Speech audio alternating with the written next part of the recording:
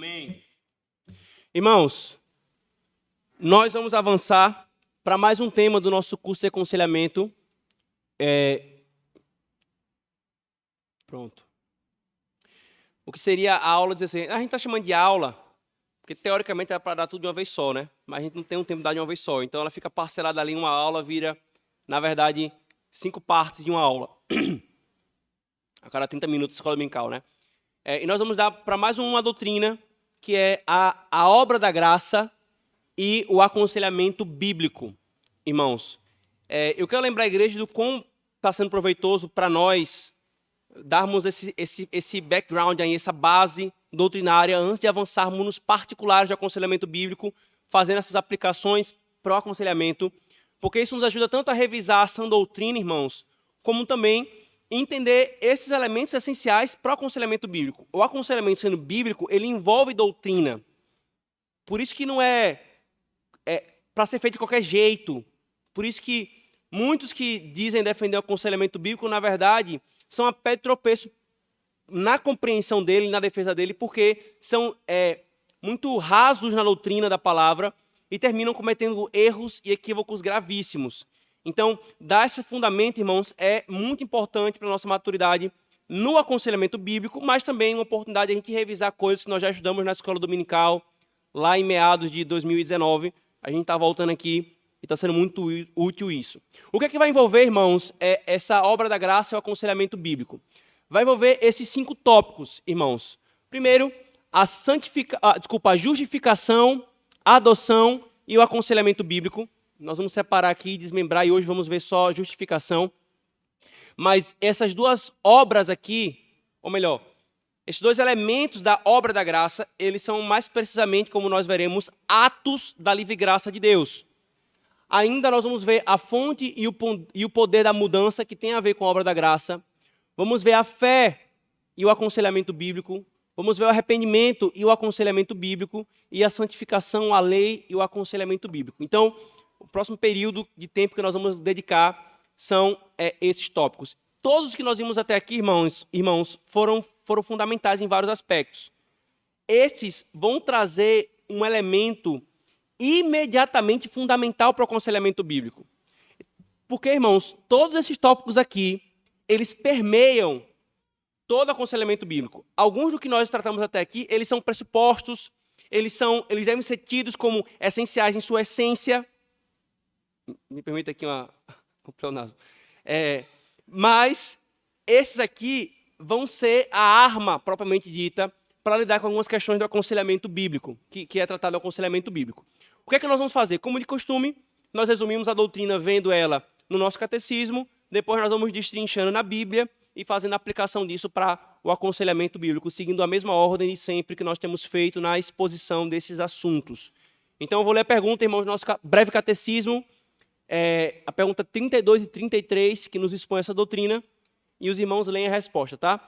Só para destacar que a resposta começa aqui, onde não está negrito. Quais benefícios aqueles que são eficazmente chamados participam nesta vida?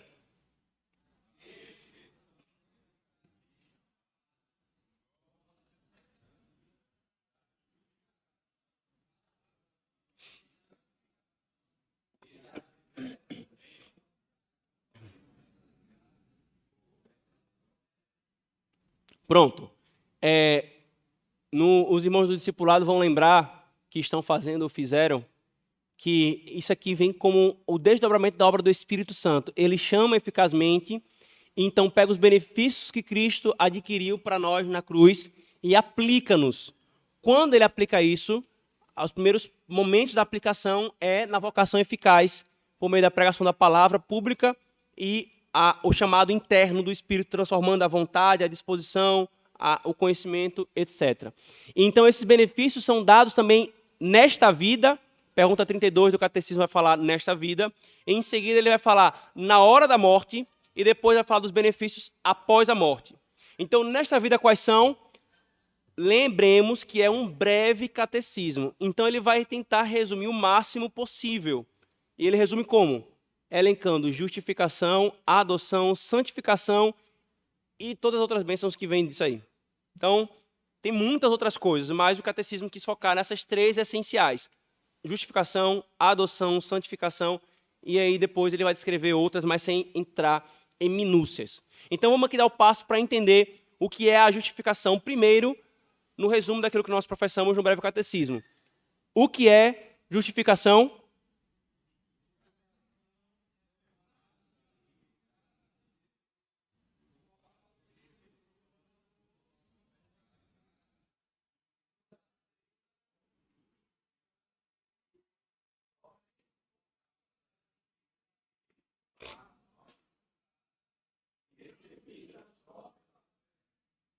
Pronto, irmãos.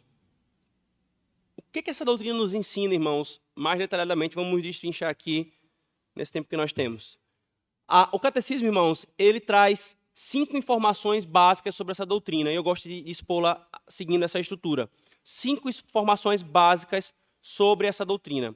Nós vamos explicá-la e contrastá-la com o erro, em especial o erro do romanismo e todas as outras falsas religiões ou falsas doutrinas cristãs que se apresentam como contraponto para essa doutrina. A primeira coisa que nós devemos destacar, irmãos, é que a Escritura, que nós vamos ver já ali os textos bíblicos, nos apresenta a justificação como um ato e não como um processo, não como uma obra. É um ato. O que é que significa? Está feito. Ele fez e está feito. Ele não está fazendo a justificação, ele fez a justificação. E por que isso aqui é um destaque importante, irmãos? A doutrina seguinte, que vem a pergunta 34, é o que é adoção. Aí começa da mesma forma. Adoção é um ato da livre graça de Deus.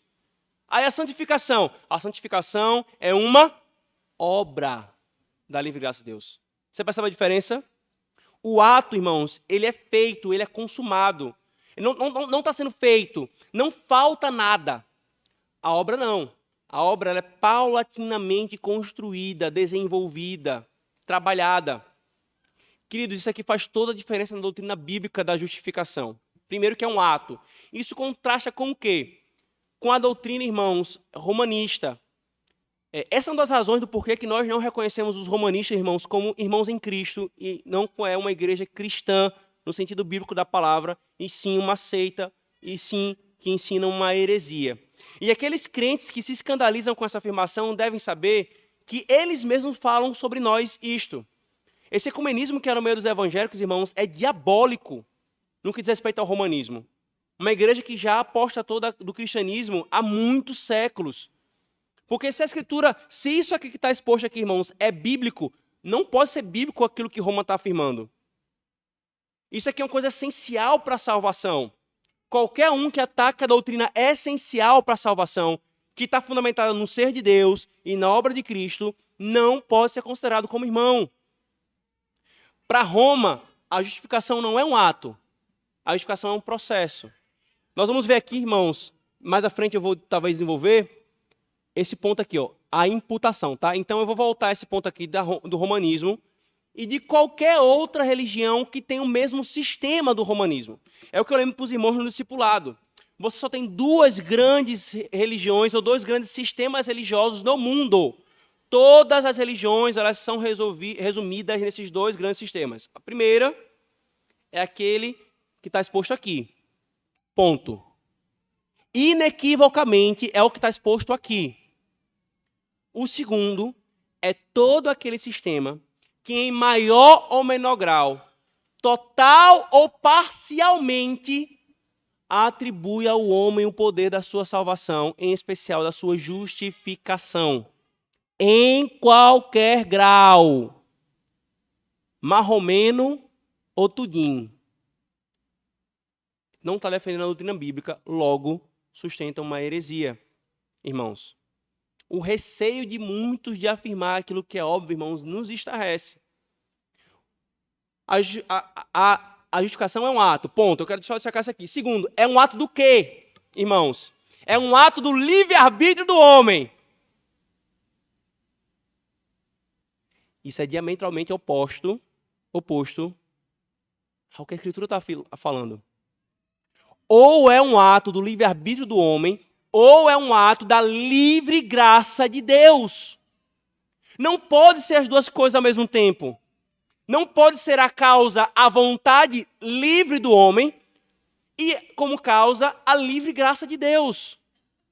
Um sistema anula o outro, um é contrário ao outro. A graça do Senhor é livre, irmãos. O catecismo escolhe essa palavra aqui para ecoar o ensino bíblico que Paulo fala em suas epístolas, de que não há nada no ser humano que o mova, que o obrigue no ser humano a fazer algo em favor dele. Aquilo que Deus faz em favor do homem, como uma livre graça, é da sua liberdade absoluta, a sua graça operando como causa. Ele quis, ponto e acabou. Não havia nada que Jacó e Esaú tivesse feito para que ele falasse assim, eu vou amar Jacó e vou aborrecer Esaú. Não tinha nada neles para fazer isso. Não. Então ela é livre. Ele o faz como lhe apraz. Ninguém pode resistir à sua vontade. E quando ele decide, ele vai. Curiosamente, aqueles que colocam a obra da salvação, no aspecto que quem está vendo, a justificação na vontade do homem, comete uma blasfêmia terrível. Porque coloca a vontade do Deus soberano, livre, autônomo, submissa à vontade dele, ou em função da vontade da criatura. Isso é absurdo, irmãos. É absurdo. A justificação é um ato da livre graça de Deus e não do livre-arbítrio do homem. O que é que ele faz nesse ato, irmãos? Aí ele faz duas coisas, basicamente, tá? Então, a justificação ela pode ser definida nesses dois termos aqui de ações de Deus, e isso aqui é uma explicação disso aqui, certo? Que são, Deus perdoa alguns de nossos pecados? Não, todos. O que é que inclui todos, amada igreja? Tudo. Todos. Os passados, os presentes e os futuros. Todos pecados são perdoados pelo Senhor no ato da justificação. E o que é que ele faz? Por causa disso também, ele nos aceita como justos. Está sendo dito que ele nos transforma em justo? Não. Ele nos aceita como justos. Isso é fundamental aqui, irmãos, para entender a doutrina da justificação. Que é aqui a distância da heresia romanista para a doutrina bíblica da justificação. Ele não está, irmãos, nos transformando em justo no ato da justificação. Ele está nos aceitando por meio de uma declaração judicial que a linguagem da Escritura Sagrada chama de imputação da justiça de Cristo. Assim como Cristo foi na cruz tratado como um pecador, na linguagem de Paulo, ele se fez pecado por nós, para quê? Aí ele fala, para que fôssemos feitos justiça. Cristo, como representante pactual, levou sobre si o pecado do seu povo, dos seus eleitos, para que então a sua justiça fosse nos dada. Só que essa justiça, irmãos, ela é declarativa, ela é judicial, ela é, na linguagem bíblica, imputada. Há uma outra obra que muda a nossa natureza, no tocante a deixarmos de ser o velho homem, despir do velho homem, revestir o novo homem, abandonar as obras da carne e caminhar pelas obras do Espírito, o fruto do Espírito, o odiar o pecado e caminhar em justiça. Há uma outra obra que vai transformando o nosso ser, que é a santificação. Só que aqui, irmãos, há uma mudança de status. Você vai de pecador a justo. Porque você fez alguma coisa? Não. Por causa da justiça de outro. E é essa a beleza do Evangelho, irmãos. O pecador que não pode cobrir a sua nudez, teve ela coberta pelas vestes de outro. E lembra quando nós expusemos, irmãos, Gênesis 3, e eu mostrei para a igreja que ali o Senhor já estava pregando o Evangelho para Adão, e então agora Eva, a sua mulher, quando eles, tendo caído em pecado, o que é que eles fizeram?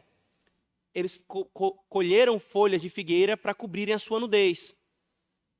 Só que, em contraste, o Senhor, depois de anunciar a promessa do Redentor e todas as consequências da queda, o Senhor mata um animal, pega a veste desse animal e cobre a nudez de Adão e Eva. O que é que ele estava ensinando ali, irmãos?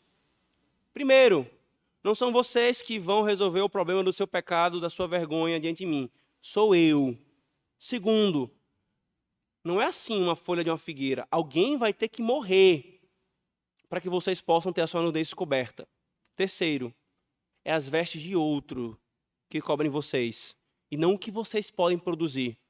Não o que vocês colheram. Ele estava ensinando a doutrina da justificação, irmãos. Para Adão e Eva já ali. Já ali. A doutrina da justificação não é uma novidade no Novo Testamento. Paulo, em Romanos 4, para fundamentar e deixa claro que ele não estava inventando uma roda, ele diz, ela já foi ensinada a Abraão, porque a sua fé, ele creu e a sua fé ele foi imputada como justiça. E aí ele vai e cita também Davi, Salmo 32, bem-aventurado o homem que o Senhor não atribui, não imputa a culpa, antes perdoa-lhe os pecados. Então, sempre foi um ensino da palavra, a justificação pela fé nesses termos, irmãos. A justiça de outro é imputada sobre mim. Eu sou coberto por ela. Então, sabe qual é a beleza dessa doutrina, irmãos? Você sabe qual é a beleza dessa doutrina? Imagine você podermos ser aceitos diante de Deus como o próprio Cristo. Como o Pai aceita o Filho, assim Ele vai aceitar o seu povo que foi justificado pela fé e que foi coberto com o sangue do Cordeiro, com a justiça de Cristo. Não lhes faltam nada na aceitação dele. Ele perdoa e Ele aceita como justo. Por que nós vamos poder nos apresentar diante de Deus, irmãos? Ninguém, irmãos, ninguém pode se apresentar diante de Deus e falar assim, eu vou ser aceito por ti porque eu produzi justiça própria. Não. Só tem uma resposta. Porque Cristo tem uma justiça perfeita e infinita. Paulo fala, nós vamos ver, que ele morreu para pagar os nossos pecados. Ele anulou o nosso saldo infinitamente negativo. Só que a morte dele só pagou os pecados. Então, pela ressurreição, Paulo fala em Romanos 4, nós temos a justificação. A ressurreição declara que ele é justo, a morte não pôde retê-lo e que todo aquele que nele crê vai ter essa justiça. Então, ele nos leva para um saldo infinitamente positivo. Um saldo infinitamente positivo pela justificação. Essa é a base da nossa aceitação, irmãos. De forma que um crente pode morrer, mesmo em suas fraquezas, se ele colocou a sua fé em Cristo somente, não confiou em nenhuma obra sua, mas só nas obras de Cristo, ele pode morrer seguro que será aceito pelo Pai, assim como Cristo foi. Você quer segurança maior do que essa? Essa é a segurança do Evangelho. Os romanistas se levantam contra essa doutrina. Os arminianos, para usar a linguagem de um huguenote francês, chamado Pierre de Moulin, ele disse, eles são inimigos da segurança. Eles odeiam isso. Mas isso aqui tudo está fundamentado na obra que ele fez. Está fundamentado na obra que ele fez, não no que nós podemos fazer. Somente por causa da justiça de Cristo, a nós imputada, e essa justiça é recebida como? Pela fé somente. Só tem um instrumento, um meio pelo qual essa justiça é imputada, pela fé somente. E aí o Catecismo Maior vai expor, o Breve Catecismo não faz isso, mas o que é a fé, e ela apresenta a fé como um dom de Deus, uma dádiva da parte do Senhor para o seu povo. Queridos, só para fazer o contraste então aqui, antes de a gente ver os textos bíblicos, o contraste com a igreja de Roma. Qual a diferença então? A linguagem bíblica, como nós vamos ver, é que a justiça ela é imputada, ela é declarada, ela é posta sobre, como se você pegasse suas vestes que estão podre, sujo de pecado, ponto. Ele pega e cobre com a justiça de Cristo, e agora ele vê você limpo como se fosse justo em Cristo. Só que o romanismo ele vai ensinar que a justiça ela não é imputada, ela na verdade ela é infundida. Qual a diferença disso? É que num há uma declaração em que nós não nos tornamos justos, nós somos aceitos como justos. No outro, nós temos uma mistura entre a justiça de Cristo e a nossa justiça. Então, basicamente, seria mais ou menos assim. Pelo batismo, você tem a justiça de Cristo infundida em você. Não é pela fé. Note bem, é pelo batismo. A justiça é infundida em você. Então, os seus pecados, eles são perdoados. Os pecados, se você é batizado bebê na igreja de Roma, eu estou explicando aqui a tese, tá, irmãos? Da heresia, só para deixar claro. Se você é batizado bebê, o seu pecado original em Adão, ele é cancelado ali, ele é perdoado. Só que dali para frente, como diz o recifense, dali para frente, meu velho, tu te vira. Tu vai ter que correr atrás. Ele infundiu a justiça, deu pontapé, agora vai, pokebola. E corre atrás dessa justiça que tu precisa. Se você é batizado adulto, então vai ser perdoado os seus pecados de Adão original e todos que você cometeu até ali. A partir dali, você vai... Meu irmão, uma pessoa num sistema como esse está numa sinuca de bico. Porque para participar dos outros sacramentos, ela precisa ser batizada. Para ela ser contada como igreja salva, ela precisa estar na igreja de Roma. E ela só é corpo de Roma se for batizada. Só que ela fica naquela, como Calvino e outros reformadores falavam que acontecia na sua época. Rapaz, se eu sou perdoado com o batismo, então deixa eu ser batizado perto de morrer, que eu recebo tudo de uma vez, né?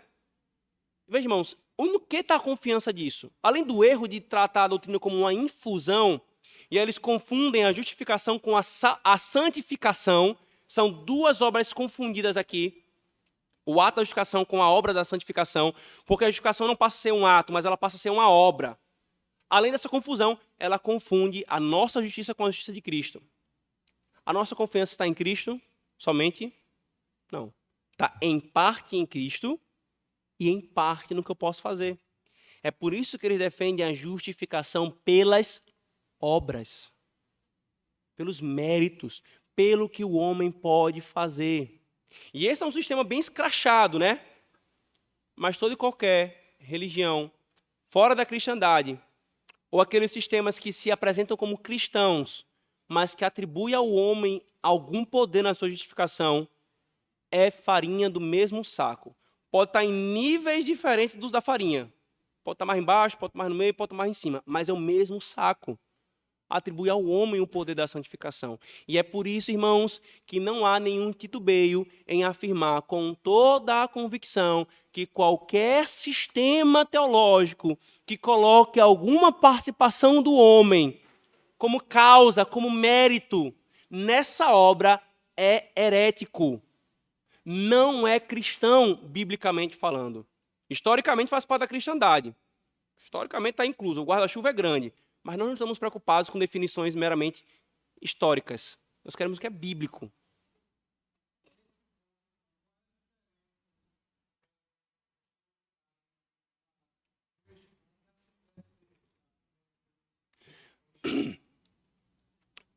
Obrigado pela pergunta, Paulo. Os puritanos, presbiterianos, escoceses, ingleses, holandeses, franceses, nenhum deles titubeavam em dizer que o romanismo e o arminianismo façam a mesma moeda, no que diz respeito à doutrina da salvação e alguns aspectos do ser de Deus, da obra de Cristo. Então, respondendo à sua pergunta, em alguns pontos é a mesma coisa. É a mesma coisa. É claro que não se aceita isso, né? Mas em alguns pontos da salvação, porque Roma ela se declara como semi-pelagiana. E o arminianismo é semi-pelagianismo, que é comumente abraçado pela Assembleia de Deus. Então, isso é muito grave. Muito, muito grave. Recentemente, teve uma polêmica nas redes sociais sobre esse assunto. Um pastor, até querido, né?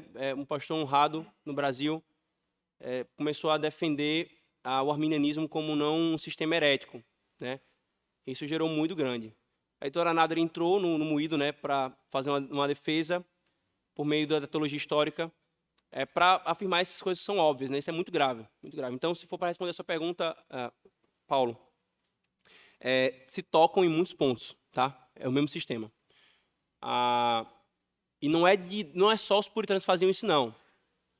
Tão logo surgiu o sistema arminiano como algo mais sistematizado, todos os reformados, os presbiterianos, todos passaram a reagir assim. Você vê Bavinck, que fez a mesma coisa. Cornelius Van Til, que é um pastor presbiteriano holandês, só que radicado norte-americano. Ele, quando ia tratar da apologética, ele falava da apologética reformada, a apologética dos reformados inconsistentes e a apologética dos arminianos e romanistas. Ele sempre colocava junto. Entendeu? Então, muitos aspectos é a mesma coisa, mudando só alguns elementos, obviamente, porque senão seriam igrejas diferentes. Oi?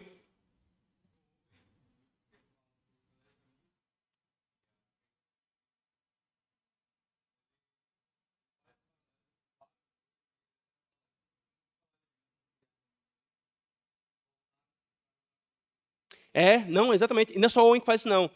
Eu tive que fazer essa seleção de 10, 12, 13 não foi, não. Foi 14. Alguns autores desse período, Owen foi um deles, e assim, é abundante essa implicação. Eles testemunhando que muitos que se diziam arminianos se tornavam romanistas. Olha, irmãos, onde é que está o maior índice de apostasia para o romanismo? Onde? Alguns irmãos aqui que vieram dessas igrejas, né, arminianas sabem de onde está. Né? Fazem mais barulho quando acontece na igreja presbiteriana. Né? Então, teve um ministro lá em Teresina que apostatou e se tornou romanista, faz aquele alvoroço. Só que o pessoal conhecia ele assim, ele nunca foi calvinista, ele nunca foi reformado, ele sempre teve inclinações liberais, romanistas, arminianas. Ele só estava na igreja presbiteriana. E aí acontece justamente isso, esse movimento, todos eles testemunham a mesma coisa. É um passo. Um outro fala assim, eu não vou lembrar agora qual foi, não sei se foi o William Twice, foi tanto nome que eu vi essa semana. Assim, é por isso que você vai ver romanistas e arminianos, um arminiano estendendo a mão para um romanista, para caminhar juntos nessas áreas, né? Então é isso. Irmãos, ainda que eu não vou conseguir. Fica explicada aqui a doutrina, irmãos, da justificação. E aí, eu pensava que eu consegui terminar tudo hoje. Para a nossa próxima aula, a gente então faz o caminho contrário. Eu fiz hoje o caminho da teologia sistemática, explicando o raciocínio. Então, na próxima aula, a gente começa com os textos bíblicos, fazendo uma teologia bíblica da doutrina da justificação, provando que aquilo que nós professamos é bíblico. E então, nessa aula, como consequência, a gente faz a aplicação para a doutrina para a prática do aconselhamento bíblico. Como que a justificação pela fé ela vai implicar para o aconselhamento bíblico. Tá bom, irmãos? Então, quem está aqui hoje, não perca a aula do próximo domingo para ter uma continuidade. Tá bom? Mais alguma dúvida, irmãos? Mais alguma questão? Algum ponto de consideração? Não? Ok, vamos orar. Senhor, obrigado por essa doutrina maravilhosa, Senhor, que nos traz consolo, que nos mostra a tua glória, Senhor. A glória que não é compartilhada com os homens. Como o teu apóstolo falou em 1 Coríntios 1, 30 e 31, Cristo foi feito a parte do Senhor, nossa justiça. Então nós não temos, Senhor, justiça fora de Cristo. Ó Senhor, e o Senhor conclui, para que nenhum homem se glorie diante de Ti, como se pudesse vangloriar de ter feito alguma coisa, Senhor. Por isso, Pai, nós Te bendizemos, que não vem de nós, nem das nossas obras, nem do nosso livre-arbítrio, que não é livre, Senhor, mas escravo do pecado, mas vem da parte do Senhor. Nós oramos em nome de Jesus. Amém.